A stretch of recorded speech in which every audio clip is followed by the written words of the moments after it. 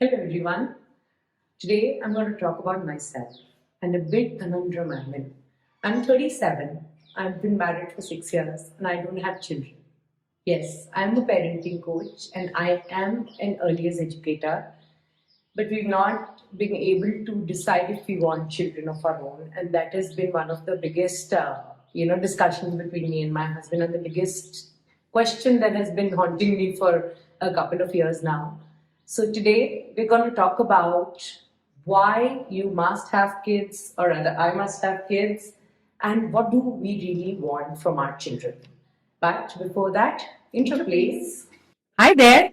You're listening to Spirituality Sideshow, where the weird meets the wonderful. Hit it. So Sheila, one of the big questions that always comes to me is that why kids? Because there are a lot of parents who are opting out of having children. They they adopt dogs or pets that they like, and they want to live a life without children.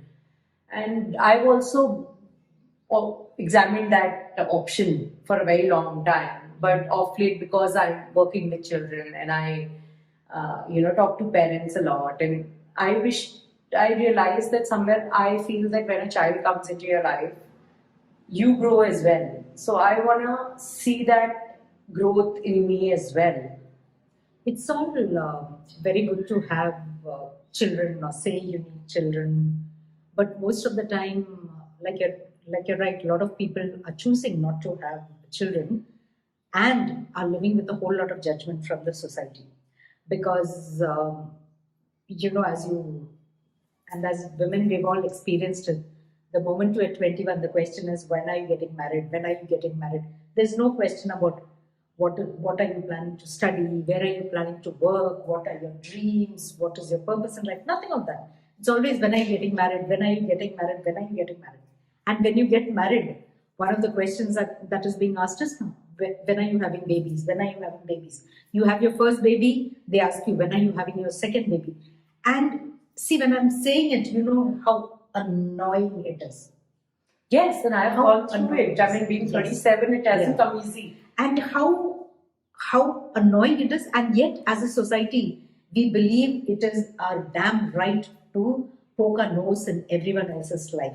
Now, the question that I ask most of the people who come to me for coaching is, and when they come with questions like this, with doubts like this, like should I have a child? Could I have a child?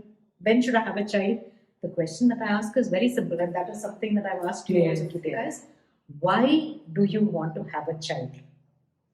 Why do you want to have a child? Not because your mother-in-law says you should have, not because your mother says you've been married for 6 years and now you need to have a child, not because the entire world asks you when are you having a baby. Why do you want to have that baby? So I thought a lot of answers for these questions, like, if you bring me and my husband closer, or it will, doesn't happen. Yes, that's what I figured out eventually. Because there was a time when I just used to say baby and my husband used to run away. So clearly that option was not supposed to work out. Then I started thinking like it will fill a void in me. But yes, exactly. Working with you, I realized that nobody else can fill a void. And I don't want my child to have that pressure of filling a void in me. Right? That's a lot of pressure for a child to take.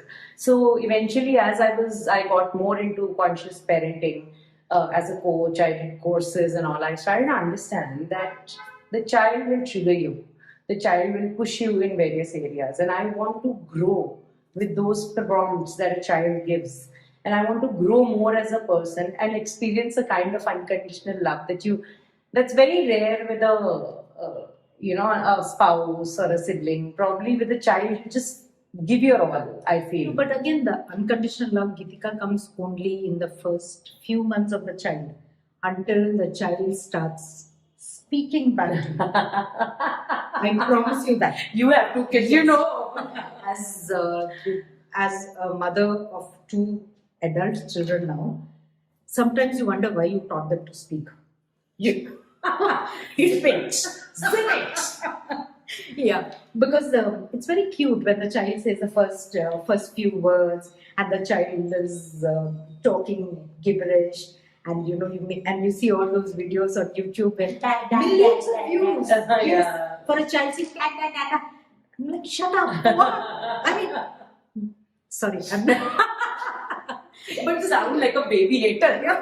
No, I'm not a baby hater. But the thing is, we spend so much of our time watching kids say the most meaningless words because it is so cute, and that is a baby's job. Because when a baby comes, a baby is completely helpless. It has to be fed, it has to be watered, it has to be taken care of. And if the baby does not make sounds and does not appear cute, you don't want to take care of the baby. So nature has designed a baby to make loud noises and to look cute. You know that hand Chubby touching cheeks. your cheek, Yes. oh, you melt completely. Yeah. But that I'm saying that unconditional love for a parent also, even though parents may deny it, the unconditional love lasts for a few years. After that, the child starts growing up, starts developing their own personality, and that's when all these issues that you're talking about, they start coming up. Right. So, what is really the answer to the question why one must have kids? I don't know. Honestly, I don't know. Yeah. Why would you have a child because you really, really, really, really want to have a child? Yeah. You believe that you have a legacy that you want to Take forward. and Yeah, the child yeah. can take that. Though that's a great pressure on the child. You have a child because you want to love another person, and you want to watch it grow, and you want to watch that baby grow into a person that you would really love to have been yourself. Correct. And as the baby grows, you learn with the baby, but that's a very idealistic situation. Yeah. So So that brings us to the next section of our topic today is what do you want for your children, and especially what do you want from your children? So like Khalil Gibran said that your children are not your children, they are the children of life's longing for itself. They come through you but not for you. So that's this quote in itself has so much meaning, saying that parents are truly not the master of their children.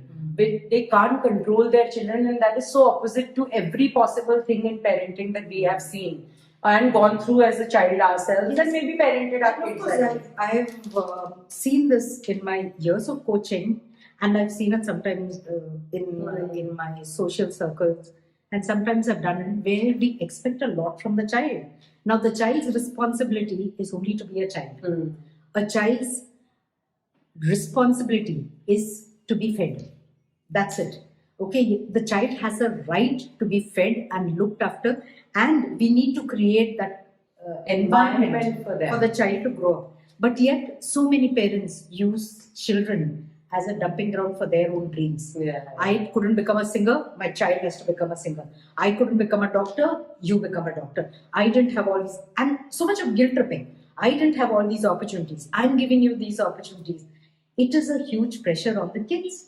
I'm not saying that you don't guide your children, but don't force them along a path, because children intuitively know what they want. Yeah, and that's where a very important thing that I talk to parents always about is two things that you must do with your children, for your children. Of course, one is giving them the environment for them to feel safe and loved. You cannot push your child into playing football because you wanted to be a football player. Of course, if he chooses to, if he becomes good at it, push them. But like Sheila also said, don't push them into your options. Let them find their own options and then provide them the support, love, encouragement, acceptance. Biggest word, love might not be there, but acceptance is so important. Yes. That just let them be themselves, that they then do things that they like to do. So that is one thing that you can do for your children. The other thing that we as parents do is that we expect the child to become our soulmate, our friend, take on our responsibility. So many parents confide in their children, their problems and troubles. It is not the child's job to look after you. It is not the child's job to handle your troubles. That is your job. And when our children trigger us, one of the biggest things that you have to see over there, one of the biggest things that you have to learn over there is look within yourself. Why are you getting triggered? Yeah, instead of asking them to shut up and go to your room, Yes. think what they said and why did it bother you so much. Yeah. You know, kids just say the dumbest things and they have no idea of how it relates to your past. And then you're always thinking like, you are the reason why I'm unhappy today. Because of you, mama is so sad today. One of the things that I find very funny is that parents yell at their kids. Just, why are you getting angry? You shouldn't be getting angry. I mean, look at yourself. That's what happens. True. The thing is, your kid has every right to express their emotion. You can correct them, you can guide them, and you can learn from them. You know, parents get so triggered all over again when they believe that they have to learn from their child. What? I'm supposed to teach my child. What am I to learn from my child? That's true, exactly. But the point is that children, like for example, Sheila, we see now the children are so hands-on with phones. They download an app and start playing games and engaging in things, and we are still struggling to put the password on and get the biometric. But see, there is so much to learn from them in every sense, that they are so much ahead of us. They come with a new ideology. They are a new generation. That's why you have that whole rainbow children and, you know, crystal children. These kids are so emotionally intelligent. These children are so smart that there is everything to learn from them. They give you answers such as, you know, that keep your mind boggling. Sometimes kids ask you things like, why is that? Why don't we do that? Why did we do that? And it gets you thinking because you're not questioning anymore. In 35 years of your life, you've just gotten into that rut and used to a process. I've also noticed that when kids come in, they have this curious mind, and we as parents beat it out of them. Yes. We really beat it out of them by saying, shut up, this is not what you asked, and then throwing our views, our opinions. But that is true. We are actually the products of our parents' belief system. True. And unless we are really, truly aware that this belief system is not something that is working for me, or even that this belief system could be a little different, we will never parent our kids differently. Absolutely. And our children are not us.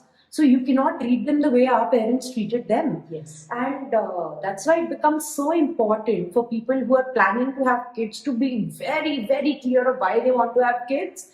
And the people who already have kids to be very, very clear on how they want to raise their kids. Because eventually you don't want at the age of 18 or 20, your child goes to therapy and undoes all the impact that you've had on them. Just because he was trying to help you live your dream. That is just going to be very sad. Ultimately, you have to allow your child to grow. And the beautiful part is, like Sheila was talking about babies.